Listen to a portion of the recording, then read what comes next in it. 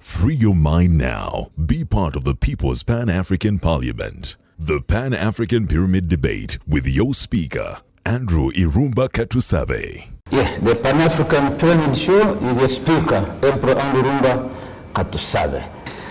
This morning I'm glad I'm being joined by a comrade, young boy from Makerere University Business School called Mpambara, Kevin Katz. Mpambara Kevin Katz is a student at Makerere University Business School, and he wants to lead his young people. Welcome, Comrade Mpambara. Thank you so much, Mr. Andrew. How are you? I'm very okay. Who is this man? For starters, Mpambara Kevin Katz Mukombe is my name. Mukombe? Yes. I've heard that name, Mukombe. Yes. Those two names in the whole name, they have or stand for a particular meaning. I am Chiga by tribe. I come from the Mpambara and the Mukombe family. Having had that root in leadership, we all know, those who read a lot, you know what the Mpambara and what we did for the Western culture and how we brought it. For those of us who have not been following the Mpambara legacy, just give us a brief. Who are you? Who is Mpambara? Because there are some, you come from Kaba, they come from Toro. Yes. I do not know that much history about the Mpambara legacy. The Mpambara is extraordinary. Oh, Mr. Mpambara was a chief by then. At his time, he managed to lead the people at that time of Chigezi. During that time, we had a lot of wars happening around, tribal wars, but even internal conflicts. So he could mediate. He actually fronted, he was one of the people who brought the Chigezi culture for them or for the world to respect it in Uganda generally and also outside. So his impact to the Chigezi as a society is so immense. I cannot even start on being so detailed about it, I would say. Okay, now let's go to a person called Mpambara. Tevin.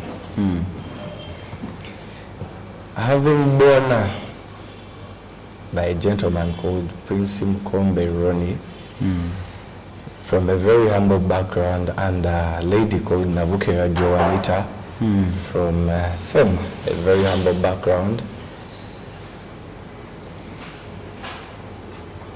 I was exposed to the world that was harsh.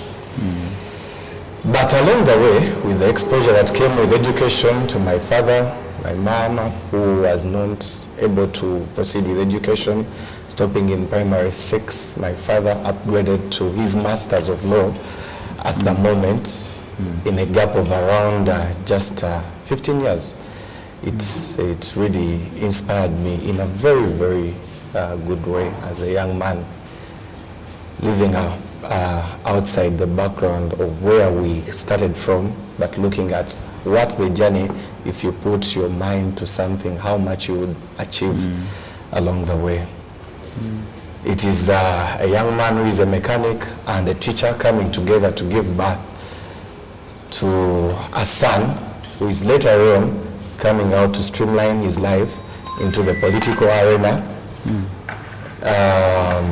to see how he could also impact not only the MUBS institution of fraternity, but even the world where we come from as Uganda. And along the way, I will not say, not skipping out anything, having had that background, I studied from various schools. That is my primary, Greenlight Junior School. That is where my mom used to teach as a teacher. Where is that? That was in Kazo, Lugova. At that time, it was a school for my auntie. Kampala here? Yes, Kampala. I never grew up in Kavale. I was born in Kavale. But when I turned 3, I was brought back in Kampala. Never went back. I usually go there for holidays. So that is why you could find me having more of the Luganda bit of it, less of the Ruchiga, but I'm supposed to call my mother tongue at the moment. So you don't know your mother tongue? Or you know little about your mother tongue? I do know little about it. I can listen, I can also speak, but the fear to error limits me from speaking. You should not fear to error. You should not fear to error, because now that will limit your scope of understanding, your own. Yes. Pan-Africanism, now if I was to teach you Pan-African, you'd have a problem with me, because the first thing is you must know yourself. Yes. Right from where you're born. Yes. Your culture, your traditions, your language. That now makes you fit into the family of Pan-African. So fearing to make an error, and then you finally make an error of not understanding your mother tongue. Yes. You're feared to make an error here by speaking broken Ruchiga, but now you have made an error of failure to understand your mother tongue. Yes.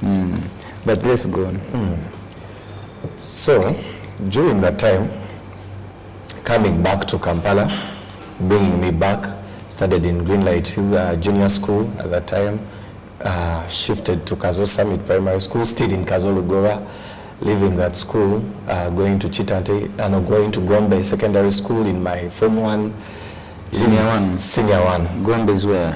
Gombe is in Butambala, one side. Below, yes. Yes, having performed very well. I know below I have a friend with the school there. I normally go there to check on him. Oh, it is a very good school, discipline-wise.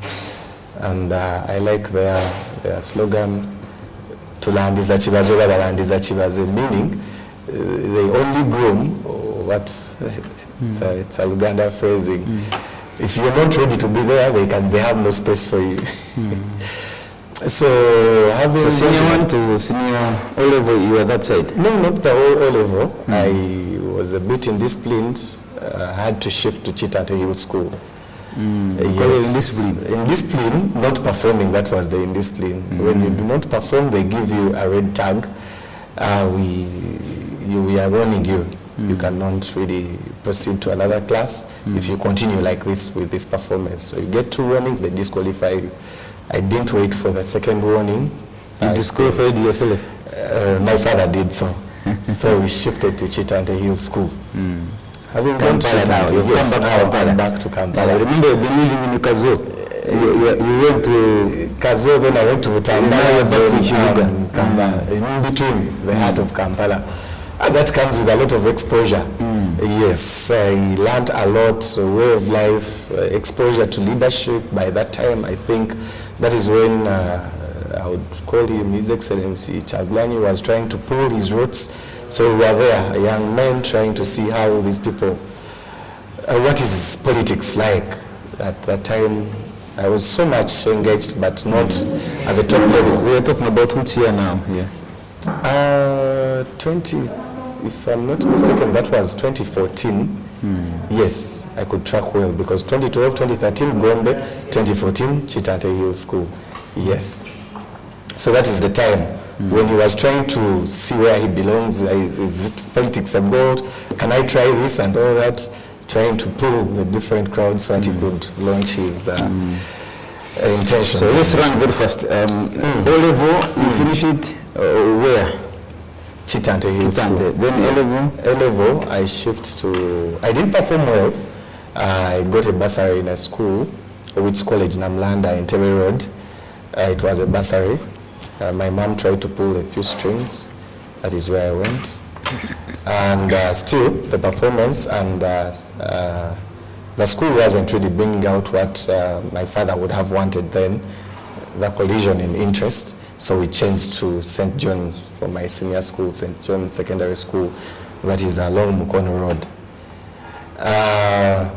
In those schools that I'm mentioning, I wasn't into the political arena. I was just leadership. Yes, the leadership, I would say. I wasn't there. I was just helping people. When you say you're campaigning, I would come up to help you mobilize and all that. Was my area of expertise. So you finish your A-level from St. John's. St. John's. Yes. Now you come to... I come to MUBS.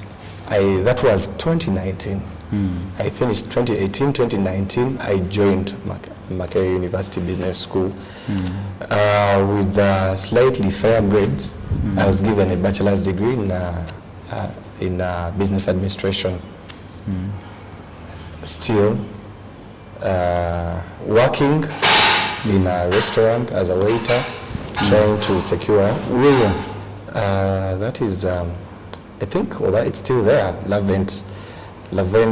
It's in Nigeria. Nigeria, Laventi. Yes, Laventi. Okay. That is where we were the openers of that place. I used to work there. Well, the people who worked in COVID-19, when it was closed, you forced yourselves and started working? COVID. Because they used to pass by right by. I was part of the media crew that would come to check at night which bars are working, so that we report. And Laventi was one of them. So there were people who were working at night during yes, we had to survive. We had to survive at that time. So yes, but juggling books and work was a challenge at that time. So I managed to fail to perform. I failed to perform. My grades were really low, and having that family background, I told you my father where he came from, and he's a go-getter, seeing a son who is not really putting in the same efforts as you would expect. You were dividing the attention on money. Whenever you work at night, then tomorrow you have to go to school. I have to go to school. So you had to let one go. Exactly. You must concentrate on one thing first. Time. Yes. And he withdrew his funds. Withdrawing his funds, thinking that I would secure, I failed to secure the money to still proceed with school. I failed completely to go back to school. I had to get the DIA at that time. So he disagreed with you? He disagreed with me. Until you get back to where he wants you? Yes. He was correct? I'm actually very grateful, because you never know. There are stubborn people like you, boys. Especially when you touch money when you're still young. That's why I sometimes don't encourage students to get used to money when they're still students.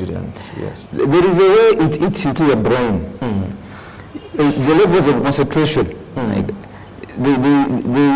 When you find a student who is not working, he is totally concentrating on education. And then you compare with someone who works. Then you get to finish your work at 4 p.m. then you run to school.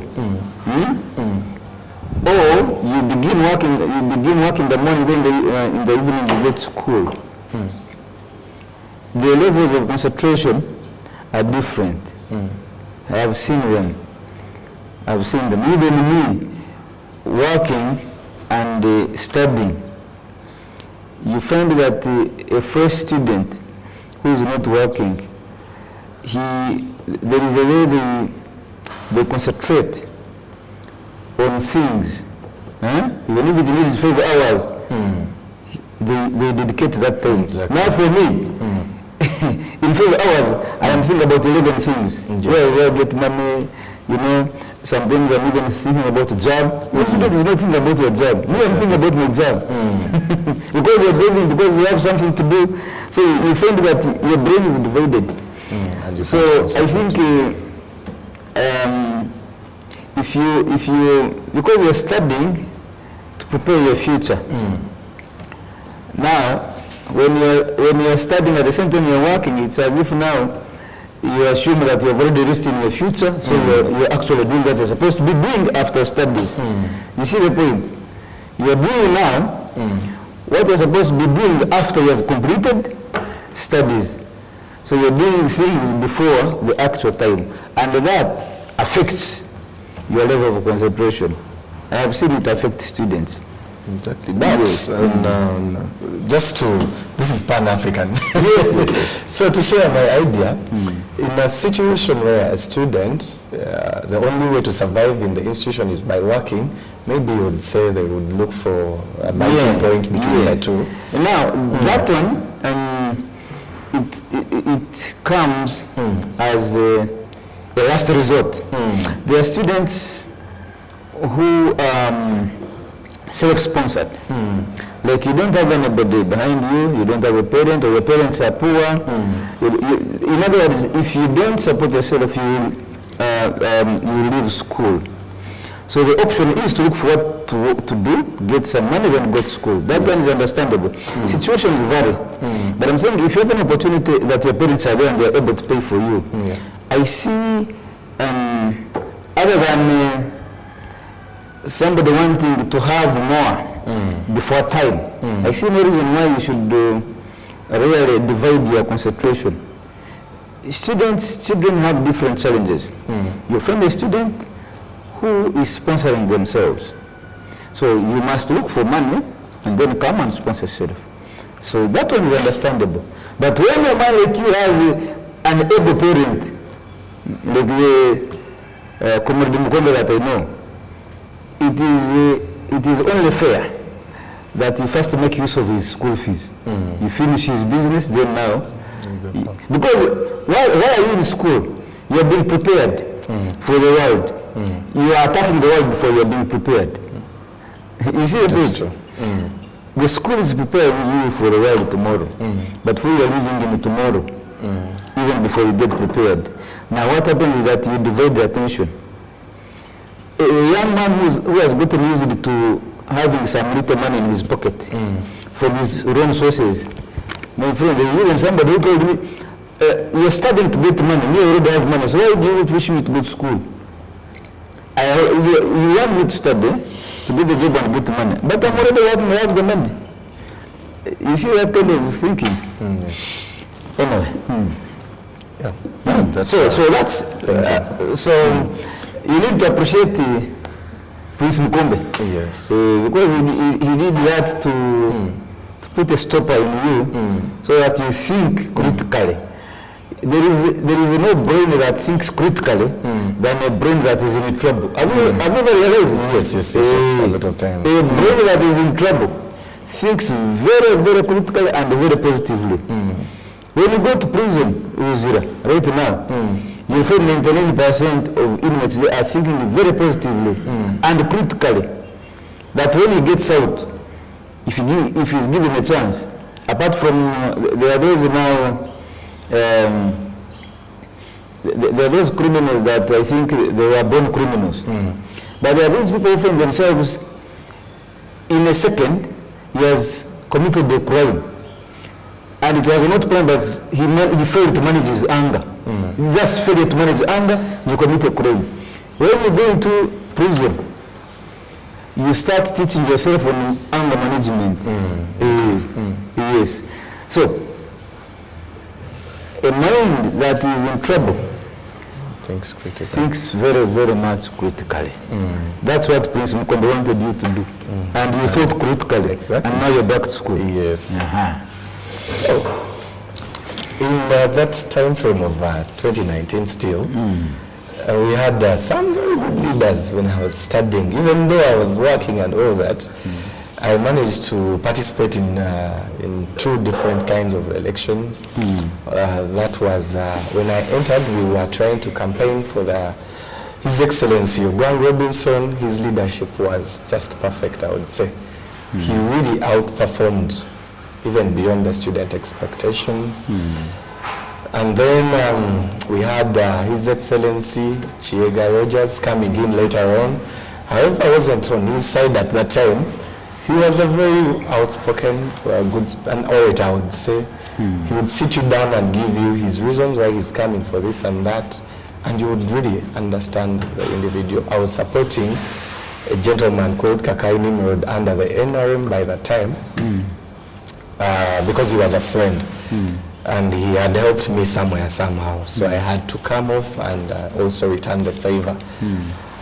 But I could see leadership in both, but Chiega was really a very good gentleman when it comes to what he was doing. So having tested that leadership, it started introducing you to also give it a try. Not at that point, actually, I was admiring. I have a statement that I tell these colleagues, but that time, I couldn't even think of aspiring because the people who are there, I would refer to them as great minds. It was a joke. So leaving school, a period of a gap of 4 years were enough to do what you call the critical thinking I had that time. In school, you were out of school for 4 years. Out of school for 4 years. Out of school. I left school. I didn't even finish second year. It was second year, first semester. First semester. I left. Well, because he withdrew the tuition and I couldn't manage to cater for the e-gate. Why didn't you go back to your father and ask for forgiveness? He wanted me to learn the lesson that you talked about immediately. That 4 years learning? Yes. I had to learn. Yes. You took too long to learn. Exactly. Too long. You have finished already school, now you'll be working. Yes. You took too long. 4 years learning? Yes. Yeah. Okay. Still thinking that you could. I tried to get some jobs there, thinking I would find my way out at that time. People with hard, I think you have very hard hearts. Yes. Because a father letting his son to be married for 4 years. Yes. Without, it was saying, okay, you come, let's see what to do. 4 years until the knowledge comes back into your brain and that's a hard stuff, man. You could tell from his background, even if it were you, having seen how you toiled from coming from Rukujiri or Kabale, coming to Kampala, having nowhere to sleep, and then you try to pull yourself from the garage that he was working in to be right now a master's degree holder, 2 bachelor's degree, and then a diploma somewhere. You could know what he was feeling at that point. That if my son could not see this, I do not know where he would draw the lessons of life. So his pain was really felt, and I was so stubborn to even think about it. I thought I was right. So still 4 years, I blame myself. I was still blind. That's good of you now. That's good. I was very blind. When you recognize your mistake, it's very easy for you to move on. Yes. So during that time, I was doing tourism. I entered the tourism sector. I found the passion that I lacked in the first place. But when you left school, you were studying something different. You were studying business administration. Yes. Then in that time, yes, when you had left school, yes, you ventured into tourism. Yes. That's why you get the love now to go back and do travel and tourism management. Okay. Yes.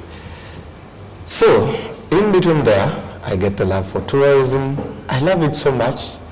The communication wasn't there with the father. Remember the 4 years gap? He thought that is a gone case. But there is a way God does his things with prayer and all that. Putting myself now together, knowing that, you know what, I've discovered my passion. Now it's time to put my life in the straight path, to pursue a career, to also see where my future or what my future would be like. I come back, I tell him I've found this and that. He says, okay, that is good for you. He still gives me the space. I try to work, but without, that experience of studying and all that, you could do less. So I now think, what should I do to improve on how I operate in tourism? You need some paper. Yes, I need some paper. I started with a short course. It's a certificate, government sponsored. It was a 6 weeks certificate. I said, no, I need to pursue this. I get money, I pay and all that. I tell him, Papa, done this, I'm going. He says, okay, good luck. With a thumbs up. I go pursue, I love it. I actually perform. The people I was studying with were of age. Because now, as young men, we do not see that value in that. But because of the 4 years, now I had started seeing that, you know what, this is what I'm supposed to do. I was the youngest then, but I performed beyond expectation. And I came back very happy. I told him, I've performed this, and I think I need to pursue a bachelor's degree in travel and tourism management. He says, okay, again. I ask for a meeting. Like, I need to do this and that. He says, okay, you apply. If you get the admission, I will give you a chance to perform the first semester. If you don't perform, I will withdraw my help. I apply, and I get admitted. That is the story. I get admitted. I am very happy. He does his part. However, the leadership bit of it comes in when I go into class the first day. Reaching the institution, 2024, studying 2-3 days, they're voting for leaders into our class. They come, they say, who is interested? The people who are in my class come off. I could tell the system wasn't the way I left it. Having tested the leadership of 2019, the leaders were really, great leaders. Remember, I'm very ambitious then, at that time, very ambitious. You couldn't even tell me a thing. Come in, I'm saying I'm a course leader now. I would love to come in as a course leader. No one could really stand in front of me. Very smart. 3 days that everyone was saying how I coordinate myself in these students. They could tell the leader, even minors. Sit down.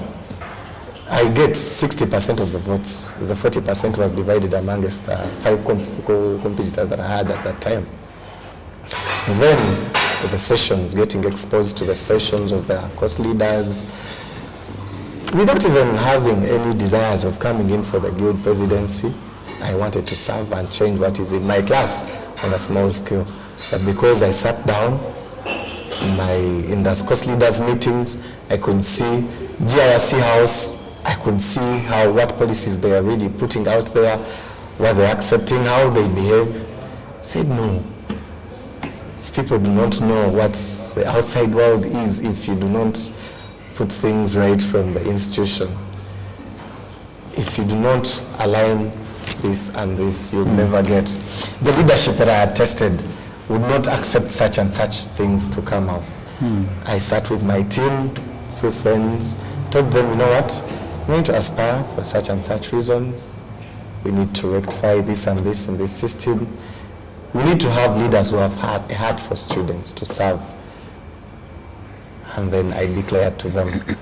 And that type of leader, yes, with the heart to serve students, is yes. you? Yes, please. Why you think you are the one? I hold something we call humility in me. Humility? Yes. It is something very small, but it works in this way. You would see something happening, you wouldn't be bothered. I'm not saying you do, but you wouldn't be bothered. However, my personality cannot allow me to see certain things happen and I settle well with them. Never. So when I see that this individual, let me say, they are allocating 50,000 for a course leader to be paid, and that money does not come in time, and even when it comes, they pay a few and some are left out, even without authority, I would run off to the office responsible and I tell them, no, this is not right. If I see that something can be done about a particular policy, but the leaders that we are having are not putting their focus to that, I would come off to suggest. If my suggestions are not put into consideration, I would come off to be the leader who is going to at least second that. So now, tell me something. How many are you standing for guild presidency this time round? We are 6. You are 6? Yes. What are the chances that you're the best candidate? The chances that I'm the best We've now gone into full blast interview. Yes. Thank you so much. The chances that I'm the best candidate is the issues that I'm talking about. My manifesto is an issue-based manifesto, except all other candidates that are fronting vibes. Vibes? Yes. They are fronting vibes? Vibes. And what are you fronting? A manifesto with issues. What is a manifesto? You've not looked at it. Where is it? Did you come with it? Yeah, no, I did not. How could you not come with your manifesto? But it's in my mind. It's in your brain. It's in your brain. Yes. Did any of your disciples that came along with you cover one? Your disciples of this Incarnate Guild president, did you remember to come with the manifesto of your Jesus? No, I don't think so. I would have received an answer from behind. Yes. Okay. But it's very simple. Yes. Because I wanted to look at your manifesto. I wanted to look at it and look at the issues. Yeah. I could air them out. Do you have a soft copy? Let me see. You could share It's it. on my laptop and I didn't carry it. The reason being, we always move to students, not with these handouts and all that. They want to hear you speak as a leader. Yes. Okay, let's dive into your manifesto. What is it that you carry more than the vibes, Thank you. as you allege? Yes. Others are carrying vibes. Yes, that is the truth. That is the truth. So, having had that challenge as a student, that even the times when I'm indisciplined, when my father withdrew the tuition, I tried to still collect the tuition so that I could come off to show him that I still want my academics. I failed. Not, that doesn't mean that I was the only one. Right now, as I was trying to come off to show students that I'm going to be in your spaces, I've been in all different sects where students are going through the hardships of trying to secure permits here because they are looking for tuition.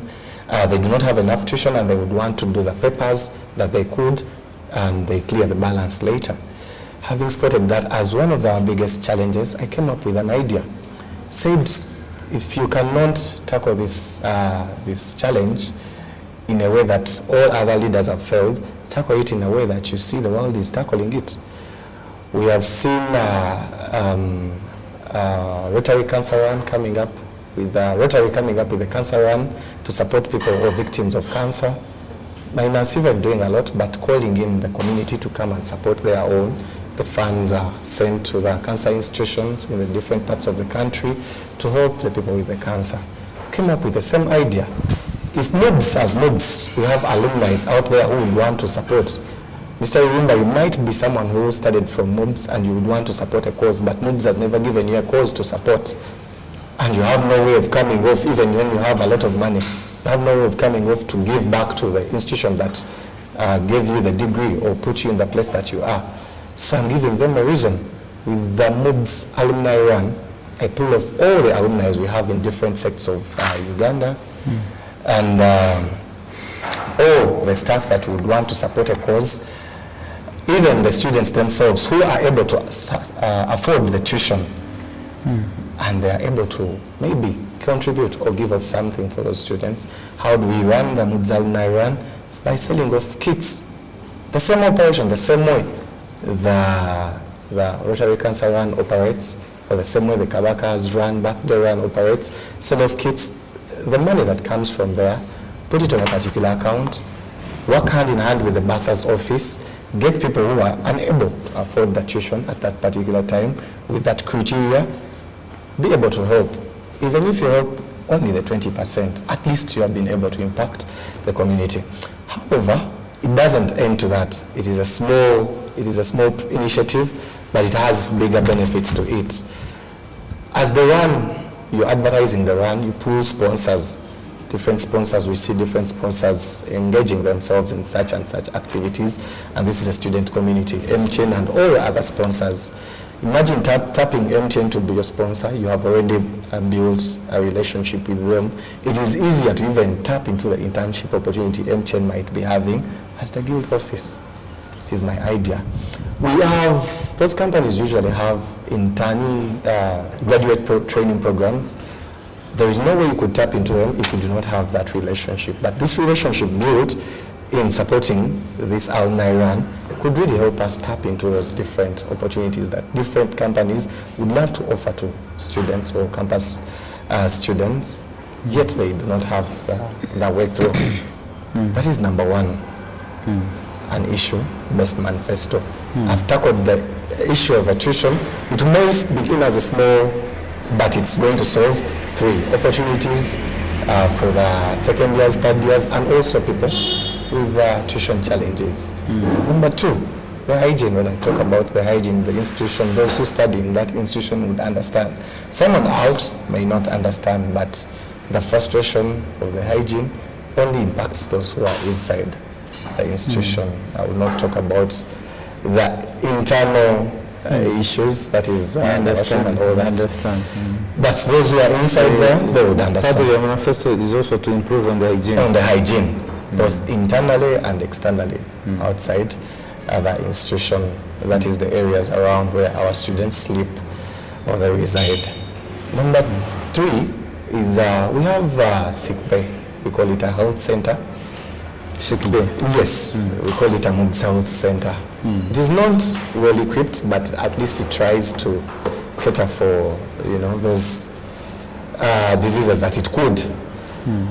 However, their way of giving of service to this student is really disturbing me each and every single day. As you're entering the institution, there's already a register. They have a book. They cut off a paper. They give you a number that you're going to use to get medication, all the entire 3 years that you're going to spend in the institution. We are in the digital world, Mr. Irumba. Tell me how you're going to keep this paper for the 3 years, really. Yet, students have or receive IDs, a student ID. It has a registration number, it has a student number, and all other details that identify you as a student. What really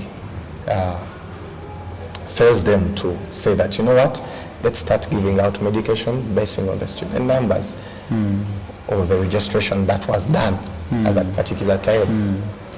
So if I lose that paper, what happens to me when I'm sick? Between me and you, you look for a better way of getting medication. You cannot access. Exactly. But then they will receive your school fees. Yes. And they know the functional fees. They know this student is studying with us. Yes. And when you have delayed to pay, yes, they use that system to demand money from you. Exactly. However, when you are sick, yes, that system will not work. Exactly. It is the paper that they want. Yes. But this system, they use it to know that this one has paid, this one has not paid, it will not work. It will not work. Are you getting me? Exactly. Thank you very much. So, number 2. So what are you trying to do about that now? Do you want them to scrap this paper? Exactly. And we go digital? I propose we go digital. We go digital. It's the world we are in right now. Not every student is going to carry the papers, even the phones. However, if that thing is put in the system, because they have computers around the sick bay, put the student number, tell the student to come and talk about their student number, the picture, the photo is there, carry your school ID, it is easier. Because we carry them when we are going to do the papers.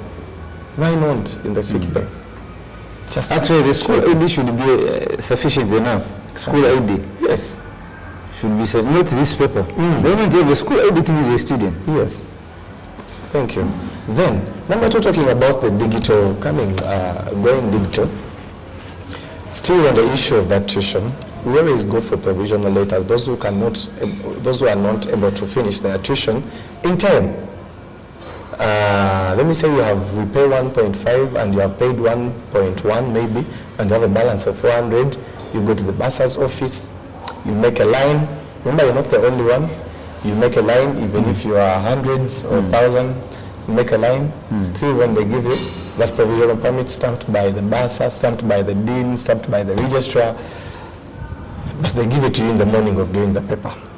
Imagine you're starting the paper at 9 a.m., the bursar's office is opening at around 9, if not 8:30. The line is over hundreds, the student. What time are you going to sit for the paper? After missing that paper, the frustration that is brought onto a student. Do you think the grades we need as the institution would come out very well? When you miss the paper, what happens to you? You wait for it the next year. Are you charged? If it's a missed paper, not. However, how many missed papers are we going to be having every single year? And when are they going to graduate if every year you're going to be missing a paper because of a frustrating process that is really hindering, going digital? So now, print those provisional permits, the ones of those who have finished their tuition. If in their mind they know that a student is supposed to pay 1 point, maybe something, for them to get a provisional permit, as to why don't they put it digitally out there? It is a system. But if you have this amount of money, you can do. If we are doing 5 papers a semester, give them 3. So let me ask you guys, MUBS, up to now you don't have an online app. You don't have an app. No, we do not. Actually, that is somewhere I'm doing it in my manifesto. We do not. even universities that started yesterday, Yes. today they are doing things online. Yes. I am here, right now here. I know when I'm supposed to be sitting my exams. I know God has told me. I have just gone to my app. Do not. It's not there. Let me show you.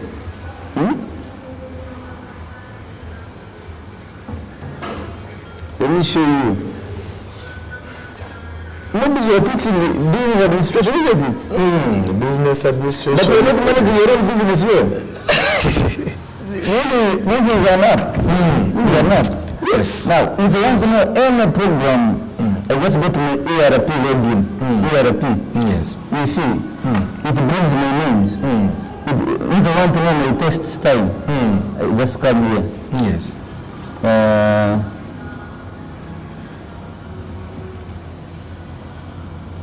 Timetable. This is class timetable, this is test timetable. Exactly. It brings you. You know, even when I want to give comment about lecturers, lecturers that are teaching, Yes. I can go here and put any comment that I want. If there is any lecturer who has mistreated me, I just put it here. And the lecturer will not understand who has put it. Yes. So you are still in analog. Exactly. At MUBS. Yes. Analog. Exactly. And those are issues that need to be fronted by I am here. cabinet. I know even when the lecturer is not coming. I know on my app. Yes. I will know. And the We even institution have a is WhatsApp supposed group. By morning we have coordinators. I'm one of the coordinators. By morning, by 10 o'clock, I must have got a message from the lecturer whether he's coming or not. And then I communicate to the WhatsApp group. We have a WhatsApp group. Yes. Then we also have an app. MUBS is in Kampala or in Kampala? in Kampala. Here. Very hard. Nakawa. Yes. We are still in Zinga Sropas generation. That someone has to cut for you a piece of paper from the book and give you. Yes. Then when you are sick, you present that. Yes. Are you still on tree? Yes. Are these the issues we are dealing with? Yes, these are the issues. But go back to the 6 candidates where I'm saying they are presenting vibes. Nothing can be talked about. And you look into there. These are issues that must have been dealt with even without students raising them, because if you have a robust management, these are things that help you even. You as the administrator, they help you to manage better. That is, you see, Mr. Rumba, may I believe we all know what to do. Even the administration knows what to do. However, with good leadership, knowing that from my fellow student I've collected such and such information, even through my experience, I front it to the council, the administration council, and keep on pressing and encouraging them to follow at least my advice. It will be followed later on. They might not find it relevant at that point, but the more you keep on insisting on it all the time the council sits down, it may not be maybe worked on in my regime or the regimes before. However, the regimes to come, they will find it relevant. But the leaders that we have been having, it wasn't. Okay, you have made that point. Let's move to the next point, part of the agenda. Which issue are you tackling? The security. Now, we are having security is a threefold issue. It is really bothering me. The institution itself, we earlier on complained about security. Now we are having 3 security details in the institution. 3? 3! How? 3 layers of security? 3 layers of security. Explain. We are having the one that guards the gate. We have one that guards inside the institution, and then the MUBS police. There are 3 layers. However, we have failed to use it to the advantage of the students. Inside, it might be secure, but all the areas that lead students to their places of residence, we all know very well. Thugs usually want to tap into that. They always want to take the opportunity that students are coming off. They have gadgets, students carry their laptops. Let's get them before they cross to the other side. There's very easy routes. It's from here to there. But if you have 3 different... Are you talking about security in the hostels, or you're meaning... I'm going to get into the hostel. I said it's a 3-4. Because if it's about hostels within the school premises, it's understandable. But if it's about somebody stays in Kireka, you've come from MUBS, you want MUBS security to follow you up to your gate. This is MUBS. This is MUBS. We have hostels here. Yes. At this side of MUBS, we have hostels. This side of MUBS, not in Kireka, but just at the foot and the head of MUBS. So you can't tell me that in between here and the hostel that is just next to the school and the hostel, yes, you cannot. There is insecurity. There is insecurity. The peak hours, we all know the peak hours that at 1 students are going back to hostel, that at 5 students are going back to hostel, at 3:30 after lectures students are going back to hostel. Provide that security at that time period. Have a whole police station in the institution that you cannot deploy police officers. Police inside the institution. Police post inside the institution. But there is insecurity from the lecture room to the hostel. Yes. This is really alarming. Students have managed to come off. I have a GRC called Anderson. He managed to provide security lights. The student. Security. Mr. Yes, please. I have called you here to tell me the truth, not lie. No, I'm telling you. The student is offering security lights. The university. And the university is doing what? You tell me all the facts, please. I'm telling you the facts. Because you're not the same thing as the candidates. Why do I do media? Why would I lie? At the end of the day, they will call me. You're going to add insults. I'm not adding insults. These are things I'm talking about. The student is yes. He's providing late. Yes. And the MUBS management is doing what? Collecting money from the student. School fees. Tuition. We are laughing, but I'm hurting. When I see those things every single day. I don't believe you. You should. What has he provided? What has he provided? Security lights. Inside the school campus? The routes that bring people from the institution. Security lights like solar panel, like he puts up poles and yes, he puts up poles and then yes. A student? Yes. So there was no wait before that student came? No, there was not. And you expect the insecurities to leave that place, that area. I think, man. So what is happening where he has not managed to put security lights? That is why I'm here to ask for security, because we cannot, that the light is around 250. You cannot put them in all areas.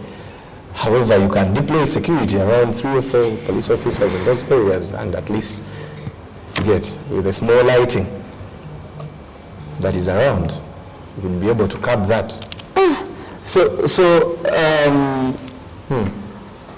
This student, has he finished school? No, he's studying with us. Which year? 2nd year. He's an off-campus GRC. He's riding behind me. He's an aspiring off-campus GRC. A student is offering security lights to the school? Yes. And the school is clapping. Thank you very much, our student. They close off an eye. They do not clap. So how are you handling that with the management? No, I cannot, and I have no mandate to talk. But I can do that if the students put me in power to look at the issues that are really, disturbing. What do you want to do about it when students give you power? What do you want to do?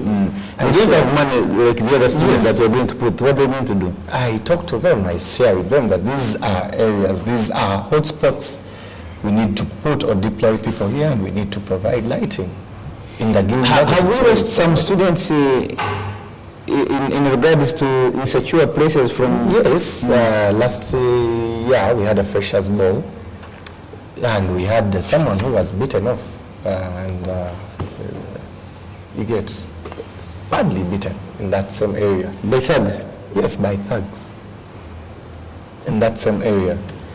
The area that I'm talking about, it has a railway line crossing through, coming from the areas of, Mbuya, those areas in Banda. You understand when I talk about those areas.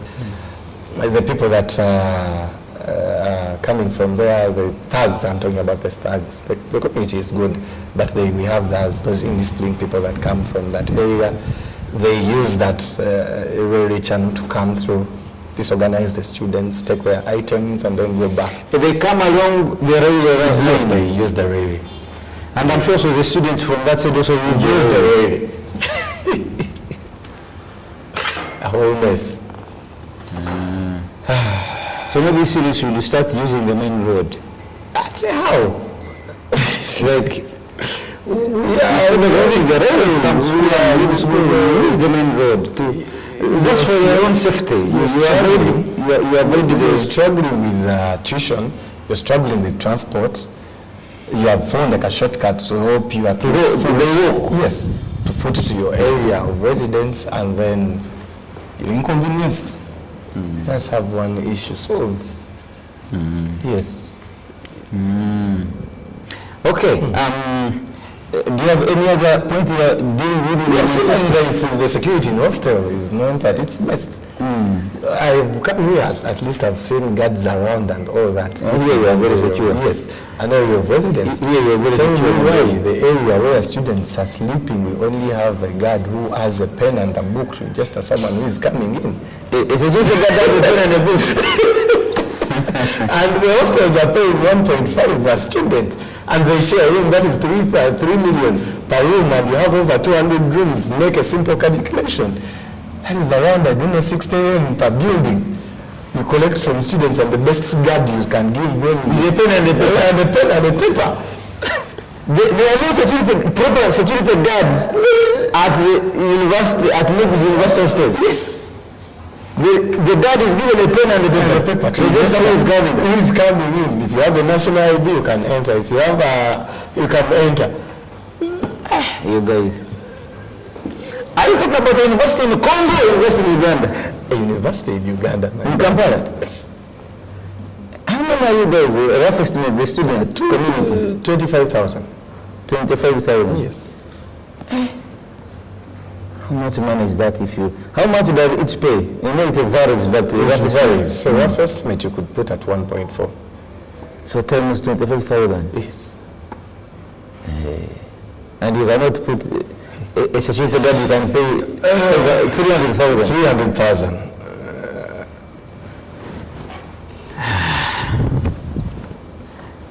So you see the reason why I'm coming. It's not. So you are in Mpambara coming to... Yes, to solve all those problems. Exactly, to put things right.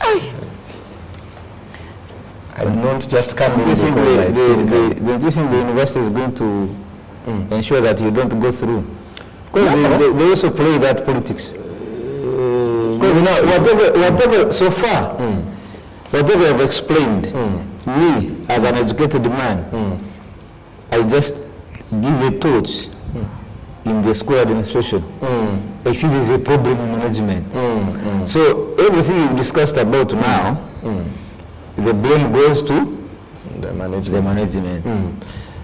So don't you think that they will have you as their mirror at some point to ensure that because when you go through and you raise these matters are going to raise a budget from their coffers, which they really don't part with.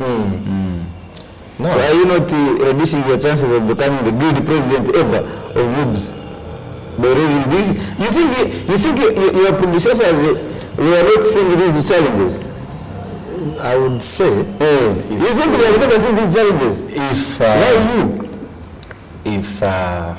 If Nelson Mandela did not come up to talk about or criticize whatever was happening in South Africa, they wouldn't be having the kind of freedom and all that they're having right now.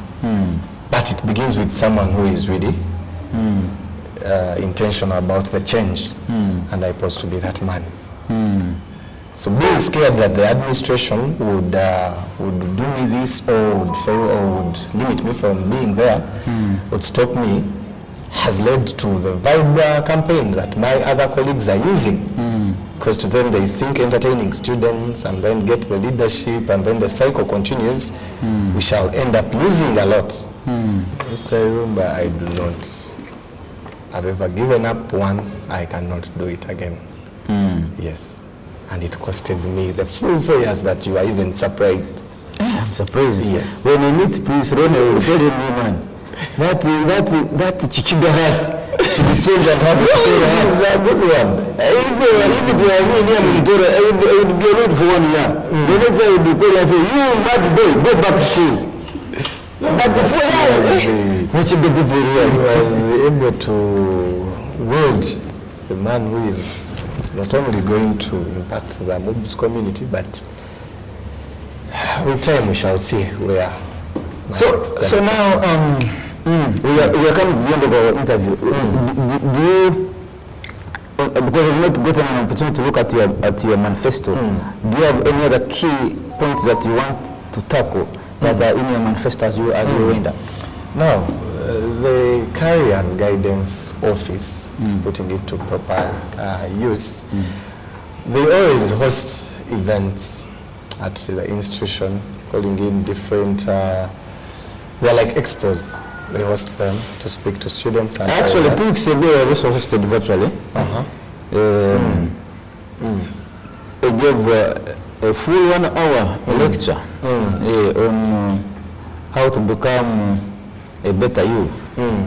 An inspiration talk from me. I had Dr. Who? There's a lady who handles it.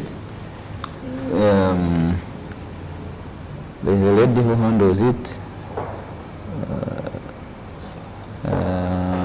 Diana Ntamu. You know her? Yes. Dr. Diana Ntamu. There's online talks that they hold every Thursday morning. Yes. At 6:30. Yes, those ones are for staff. I usually also attend. Those ones are for staff and a few interested students. But usually, MUBS hosts a career guidance expo, inviting different companies and sponsors to come and talk to students, share with them, and market to them. The way you hear the word expo. Yet, these students are faculty-based students. When you massively market that career and guidance day, or you're limiting a few students from, many of the students actually, from attending those events because they do not see an impact or value. I had something that I was doing with my own faculty, the Bachelors of Travel and Tourism Management. We could host people from the tourism sector. We call the people from the bachelors, they talk to them in the words or the way they understand. It worked from the previous semester, even this semester. We have something that we are planning and bringing on board. So it is something that I would want to share with the career, or when, to work hand in hand with the careers office, bringing people to speak to students, basing on their faculties. Because someone who is talking from, let me say, perspective of an accountant, he knows what to speak to an accountant, not generalizing it to a level of, if I'm a BTTM student, I would listen, pick a few things that accounting, balance, money, and all of the rest would not make sense to me as it would to an accounting student. And that is something I would want to improve, because perhaps maybe it's done in a wrong way. Now, as a student, as a student leader, Yes. all our discussion has mainly touched the leadership of the university. Yes. You have looked at it critically and found some gaps. Yes. And there are gaps in your students that Yes. you want to lead. Yes. And there are things that students are supposed to be doing, but they're not doing them. Yes. What are they? Why are you not highlighting them? No. Which challenge is different with the students say, here you are wrong, or whether the school has its own mistakes, but also here we are doing it the wrong way. What are those things? Now, the issue of students,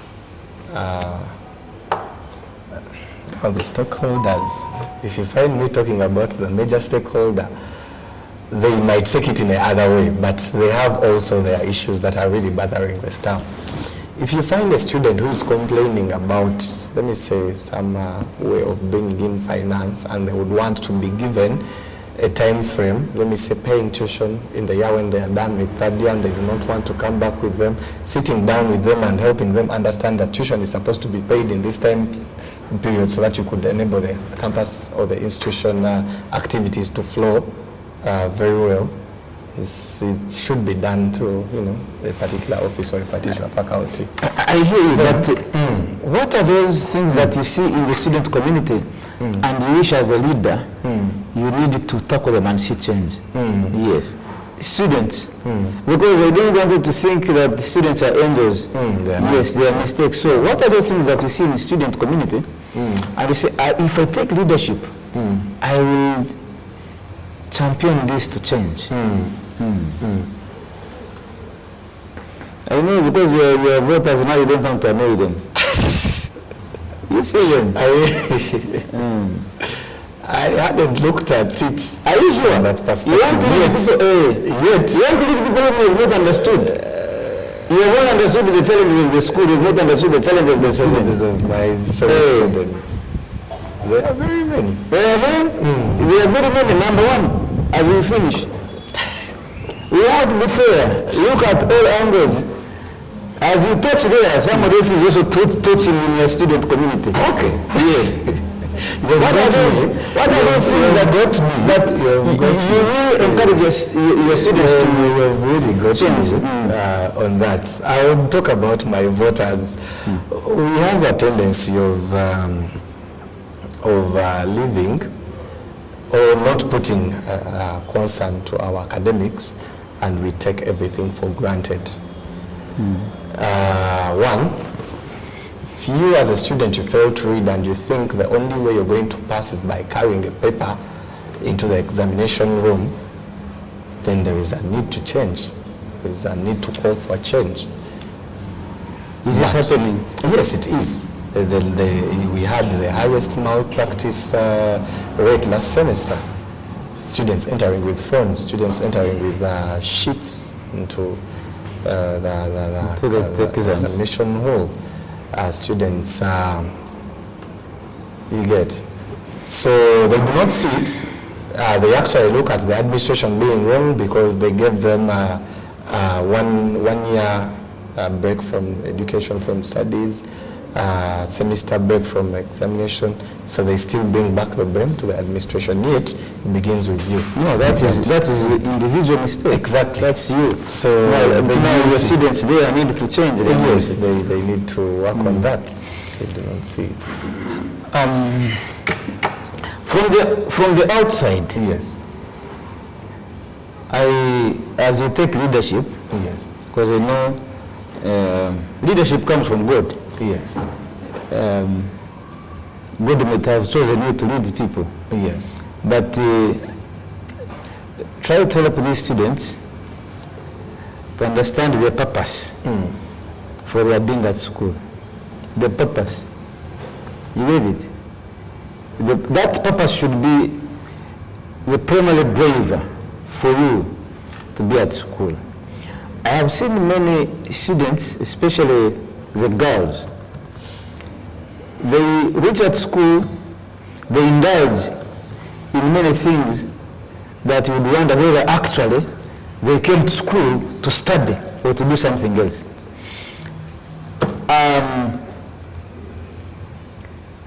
When you stand at the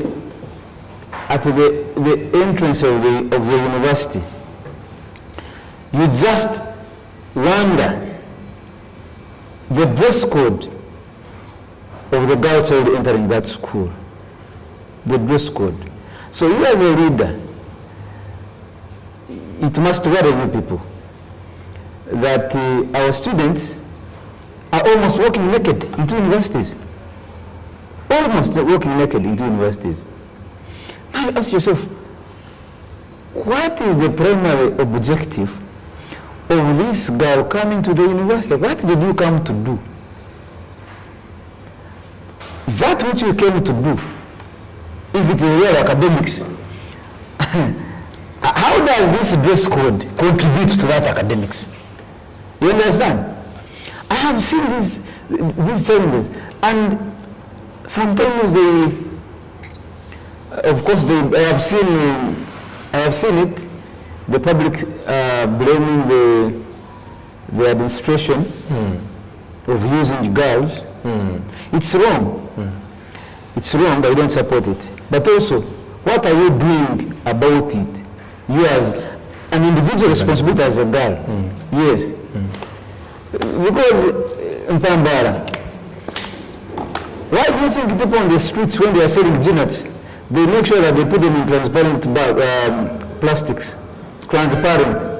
What are they trying to do? They're trying to show you that I am selling genets, please come and buy from me. Yes. So when you go to university and you are made this name, what are you trying to do? What are you trying to say? So that is a personal problem. Yes, they are facing challenges. Some guys are facing challenges. I don't support that they should be used the way they are being used. But also we are contributing the factor to the problems we are facing. You get it? If you are dressing decently and somebody tried to misbehave, you have all the right to say, why would he do this? Yet I am dressed well. Fortunately, I'm at a university where a guy is always supposed to show this. They don't want to see your arms from here. They don't want to see. They don't want to see your breasts. They don't want to see your legs. And you reach there, you see the level of concentration from all corners. The student and the lecturer, they are different. It is ringing a bell in me. I'm a Pan-African, and I have seen that sometimes society is complaining about other people without looking at themselves. You get the point? Go to Makerere University here, your main campus here. Go and see, stand at the gate and see. I used when I was working in Britannia, your MUBS was one of my biggest clients. I would serve splash and biscuits. Yes. Long time before you joined there. Those canteens inside there, I was their supplier for those Britannia products. So I would interact with the students. You see the entire back outside. You ask yourself, is this a student? Or she's mistakenly here? She was supposed to go and speak road at night, but now she's here. So these are the challenges, and these things affect your academics. I have also heard that, and I have seen it, when students are finishing their academics, you're supposed to do research, isn't it? Now, sometimes the lecturer is at home calling, you come home and bring your paper. You get it? These are things that are happening, that you as student leaders, you should be double-sworded. Yes, you know, Pan-Africanism teaches us to be truthful. That as I blame the other person, I also look at myself, am I clean? So there are challenges that students themselves are causing to themselves. And then there are challenges that the other side is also causing to... There are very many. Very good. Anyway, because a leader does not move alone, you have come with with your team. Yes. I would want to give a minute or two if there is any person behind you that would like to say anything in regards to your candidature. First and foremost, I would like to appreciate the opportunity to speak. And second, aspiring the president, Mr. Mpambara. My name is Larry Gift Okulo. Yes. Which part of Uganda? I am from deep roots, in the roots of Kole. Kole? Yes. Kole. Yes. So you have any relationship with Grace Akulo? Not really. But, this is Akulo, you are Akulo. Yeah, okay. That's the northern world. I would say most boys start with O. Then the girls start with A.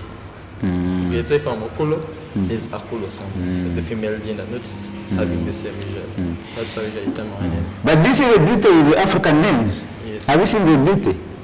You have not told me where you come from. And the first beautiful names that you want to mention, I did not even take care. I just picked interest in the last name. Kulo, you get it? Yes. Why? You see how by you saying I am Kulo, it gave me a direct connection to where you come from. Your gift name, which other name is it? Larry. Those ones could not even trace you anywhere. Yes. So this is also part of the problem that you Africans, especially young people, embrace the African names.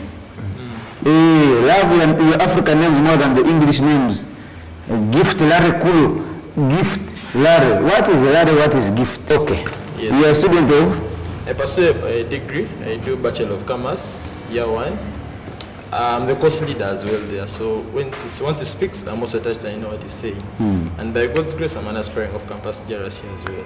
Okay. A leader is not alone. He can't work alone. He deserves the structures. And part of my roles as an advocate, I would advocate for this in the GRC in the GRC house. He can't work alone. But with us, he will definitely be able to achieve all that he's saying. It looks ambiguous and too much, but then it's achievable. Yes, I would love to say that Mr. Tevin Mpambara is part of the Uganda Young Democrats. First and foremost, a party that is well known for nurturing leaders. And it has been in existence, I would say it's the only political party, student-based in existence in the whole of Uganda. It's the only one. You are a member of UID? Yes. Yes. Hey. And UID it has been in MUBS for the past, I would say 15 years. Yes, and I've had about 7 guild presidents, the most that any party has ever had in MUBS. And they have delivered measurable impact. As I said, Ogang Robinson delivered. I would go with Waswa, Christopher, His Excellency. He has well delivered. And I believe having Tevin Mpambara as our next guild president, he'll as well deliver. Okay. And he's a listening leader, so he's good. I can see how when somebody is listening, he does like this. Yeah. I can see you have the tendency of listening leader. Yes, and as his manifesto says, it's a solution-based manifesto. Okay, it's an issue-based manifesto, I would say. And I believe the issues, most leaders are going to come and tell you have this issue with Dishon and what, and they'll explain it very well, but then they will say solving it will be by putting him into power, which Tevin doesn't say, His Excellency. He will tell you the issue, and he'll actually give you how he's going to solve it. Then if you realize that. Solution-oriented. Solution-oriented. Very He'll good. give you the problem of Dishon, and he'll tell you, we're going to organize a run, and the money is going to come from the run, is actually going to pay the what? It's going to pay the tuition, okay? Issue-based, and he's solving the issues in the long run. Very good. Mpambara, pick the mic. Please. You are cutting short. 1 minute. Even if you don't put it, okay. You are cutting short. You are finishing up. Ask your voters to vote you. When are you voting? Which date are you voting? Dear MUBS students, that is in all faculties and in all hostels and in all classes, I've shared my mind to you. We have seen what other leaders have done before. The voting date is on the 23rd of April. Come that date, it is when you make that decision. You make a mistake of bringing in leadership that we have all the time had because you feel someone is more vibrant than the individual who has the potential. The result will always be the same. You bring in someone who is here for the cause to support you and also to front all your views and whatever you always longed for, you would live to tell that the results under the presidency of His Excellency Tevin Mpambara was different. I'm kindly asking for that vote so that I could be able to serve you. Thank you so much. Thank you so much, comrades, ladies and gentlemen. This is Mpambara, Tevin Katz, a guild president aspirant for MUBS. MUBS is Makerere University Business School based in Nakawa. He came with a group of students who have trust in him, and from his experience and his explanation, he seems to be walking the talk. And what do I do as a leader? I just want to say thank you so much for accepting our invitation. Pan-African Pyramid is a platform for young Africans, for the youth like you. That's why we came voting for you, so that to give you an opportunity for the world to know you and also to expose your leadership skills. It helps when people like you are given an opportunity to speak out. I can tell you that from the things you've explained here,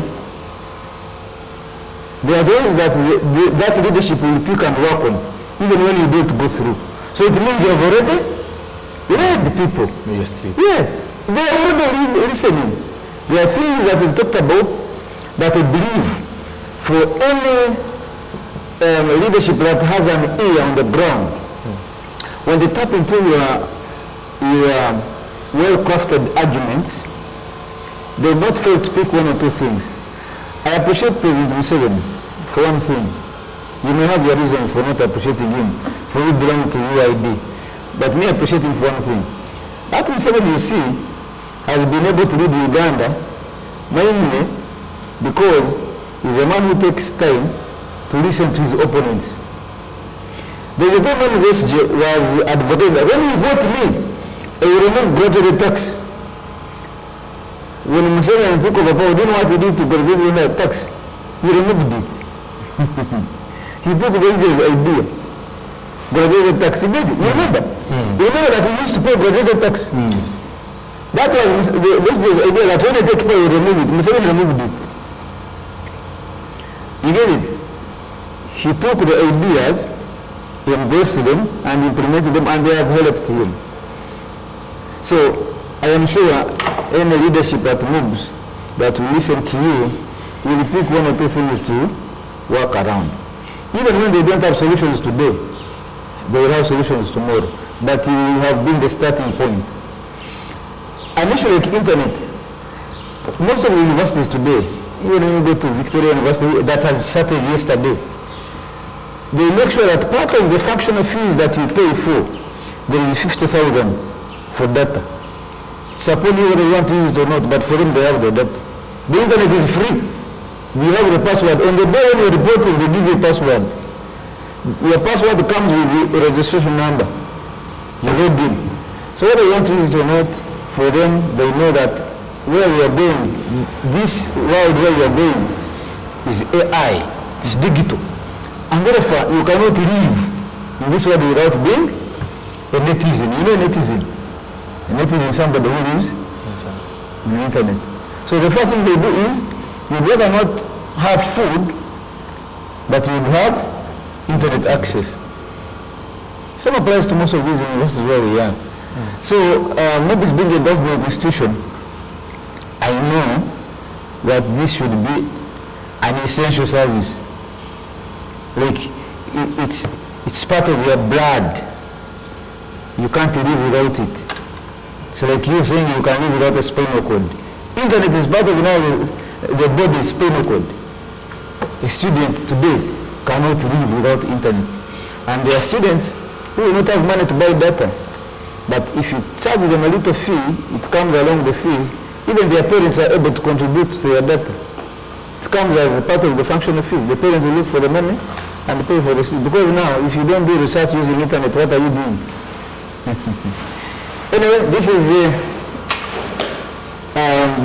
Pan-African Pyramid, and the speaker is Irumba Katusave. Free your mind now. Be part of the People's Pan-African Parliament. The Pan-African Pyramid Debate with your speaker, Irumba Katusave.